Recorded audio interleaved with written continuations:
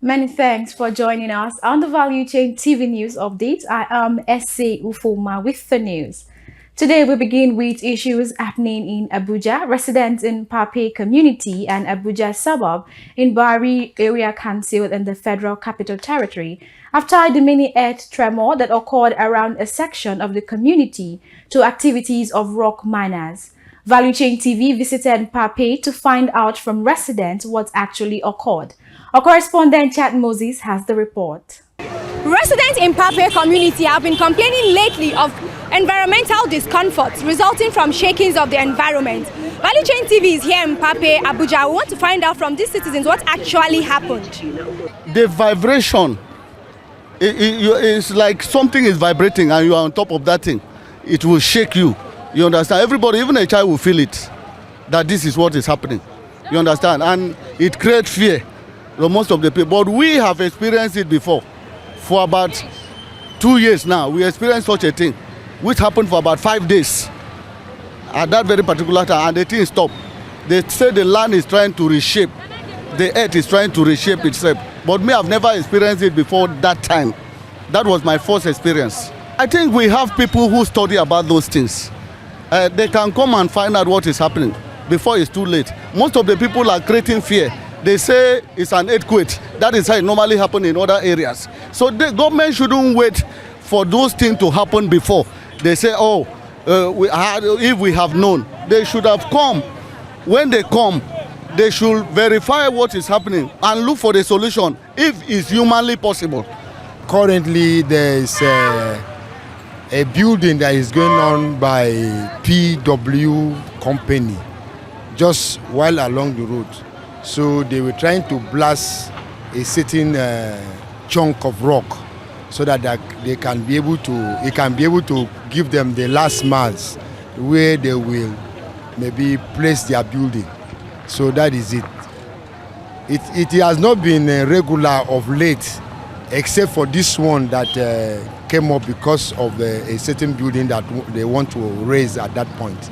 It's around PW. No, it's not an earthquake. It's a blasting. They want to blast a certain chunk of rock just by PW. At least I've given you the address of the place. So if you go there now, you see that the mass rock that was there has been shattered by the dynamite. The truth of the matter is we have some companies here in Pape here that blast stone. So whenever they blast this stone, you will see that people's houses will be shaking. It looks like an earthquake. But let me say, should I say we are used to it now? Because it's done often and often and often. So it's not a new thing. But we still pray. Maybe if someone that is good enough come to the, should I say, the government to help us stop all these companies that are blasting stone, because it can really affect people's houses, and even those who have health challenge, it can really affect them too. Actually, I'm new to this place. It wasn't really a 3-day something. I actually experienced it yesterday, and then it told me I felt it was thunder, but more that's it past thunder. So I just had to. Prevention is better than cure. To buy television now, I was actually watching Big Brother when it happened though. I just already got up from my bed. I switched off my television. Second time again, because it happened once. For some minutes, it did not occur. About, should I say, 30 minutes later, maybe 45 minutes, it happened again. So I just had to. Already my television was on the go. Big Brother now kill me. I had to see go put it off. And then it's something I'm experiencing for the first time. So I can really not tell it is what it is. I cannot say it's earthquake. I cannot say it's a breaking down of rocks. Because I asked some persons, they said it's breaking down of rocks. And then another person said it's earthquake. Me, I said not thunder.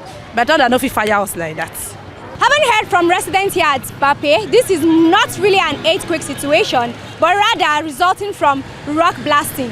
However, these citizens are asking the federal government to watch out for companies that are involving themselves in rock blasting, as this could have adverse economic effects. Chat Moses reporting for Value Chain TV.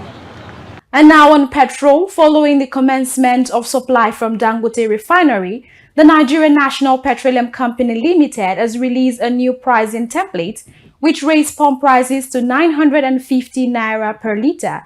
NNPC adjusted the price of the product across the country for its stations, with Abuja now at 992.22 naira per litre from 897 naira. However, the price for Kaduna, Kano, and Sokoto has also increased to the same price, while consumers in Borno area will pay the highest pump price at 1,019 naira per litre. Prices in Port Harcourt and Imo have been increased to 980.22 naira per litre. And still on oil, despite producing its second highest crude oil volume since August, Nigeria has again missed the 2024 budget benchmark of 1.78 million barrels per day by 210,000 barrels per day. According to information from the Nigerian Upstream Petroleum Regulatory Commission, NUPRC, the combination of crude oil and the condensate output by Nigeria reached 1.57 million barrels per day in August 2024. Nigeria has consistently battled to meet its oil production target for the 2024 budget, as well as the OPEC quota of 1.58 million barrels per day, but in August, it made progress toward the mark with 1.57 million barrels per day, even though it continued to lag behind. Away from that now, the Financial Institution Training Center has revealed that Nigerian deposit money banks terminated the employment of 49 staff members involved in fraudulent activities between April and June 2024. This was disclosed in the second quarter 2024 Fraud and Forgeries Report released by FITC, highlighting a concerned rise in internal misconduct within the banking sector. According to the report, 58 employees were implicated in 11,532 fraud cases during the second quarter, a 23% increase compared to the first quarter. The report also noted that financial losses from fraud surged by over 900% during the period, with banks losing a staggering 42.6 billion naira. Moving now to economy, the federal government has launched an 8-point plan aimed at generating $100 billion annually and creating over 2 million jobs from Nigeria's creative economy. And this was revealed by the Minister of Art, Culture and the Creative Economy, Hannatu Musawa, at a roundtable in Lagos. The plan aims to boost the creative sector by 400% by 2027. The roadmap includes initiatives such as skills development, policy frameworks, strategic partnership, and cultural heritage preservations. Despite the sector's potential, it currently contributes $5 billion to the economy. The government targets an additional $10 billion to $20 billion in revenue through 14 key initiatives. And now on international scene, we see Nigeria and the United Kingdom are in a diplomatic clash over landing rights for airpeace at Heathrow Airport. The dispute intensified when Nigeria's Minister of Aviation and Aerospace Development, Festus Keyamo, wrote a formal letter to UK Secretary of State for Transport, Louise Hay, requesting landing slots for airpeace at Heathrow.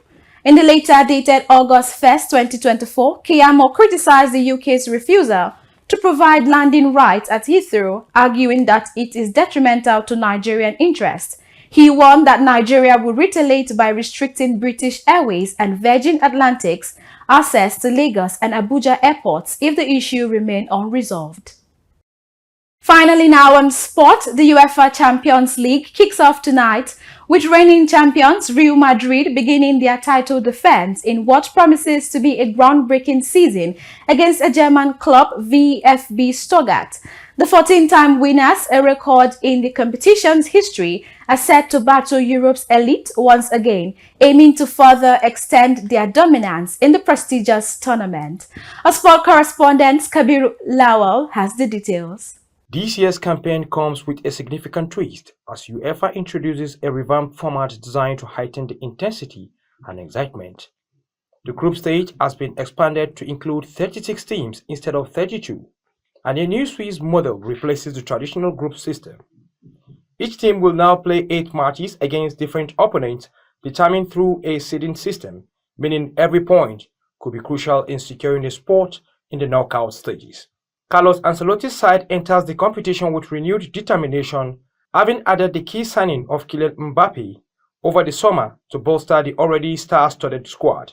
Real Madrid is poised to make another deep run in their pursuit of back-to-back European glory. Tonight's matches mark the start of this exciting new era of European football as fans across the continent eagerly await to see if the new format delivers more drama and unforgettable moments. For Valuchain TV, Kabir Lawal reporting. And that's it on the Value Chain TV News Update. I am S.A. Ufoma. Many thanks for watching.